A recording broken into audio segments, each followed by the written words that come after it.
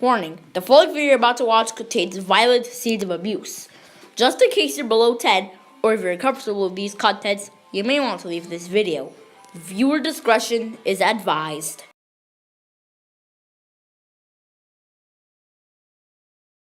Hi, my name is Sasha.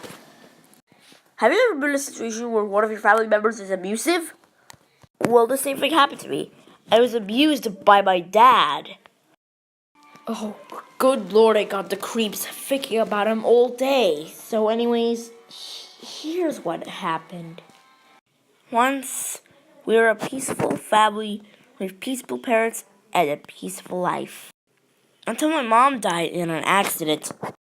As a result, my dad wasn't the sweetest person as he was in the previous days. He would always walk up to me and say, "Listen, you little rat, you have to be greater than the rest. But if you aren't greater, you make me sad. And if you are greater, you make me happy. Now out of my face." That continued to happen for years. And towards my sister Diana to be abusive as well. She's a really kind-hearted girl, and she always helps me with things. And each time I would thank her. My relationships were fine with her, but for my dad, well, not so much. Years passed, and we went to school.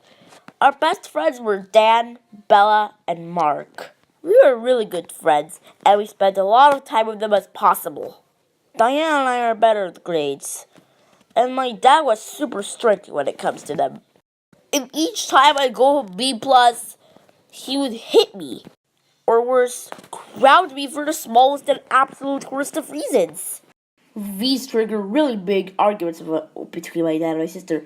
She screamed that it's not fair, that's not a reason for her to be punished, and so on. My dad usually goes to his secret work, and each time we stumble across him, we literally dropped the jaws.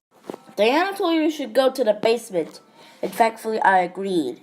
And by the time we got there, we stumbled across a setting that made us all freeze at once. The little kid's face was covered with blindfolds and a mask.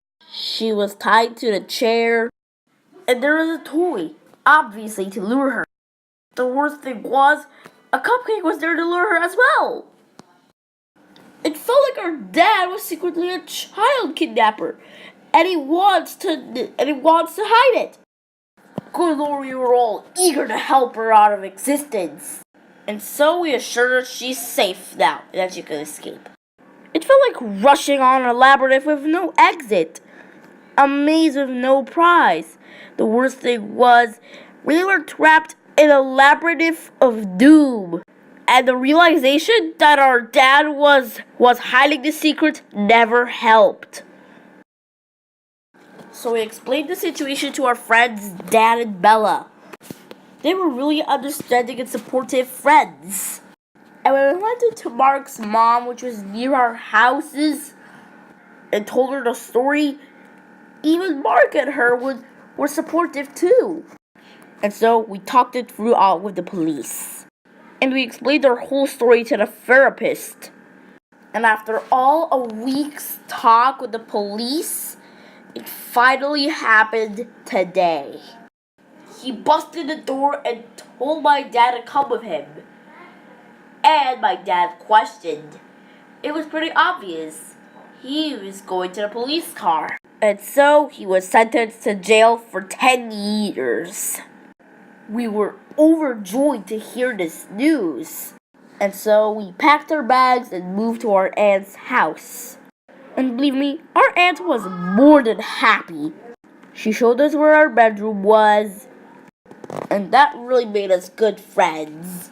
We even played with our friends in the backyard.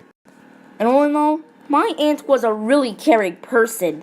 She told us funny stories, she played with us, and overall, she made us as comfortable as possible. And let me tell you, if my dad was freed from jail, you could tell he learned his lesson. And to be fair, I don't think I have enough courage to meet him ever again in the close future. And what really mattered was, we finally became a normal family after all these years. And it's all thanks to me, my sister, my closest friends, and even my aunt.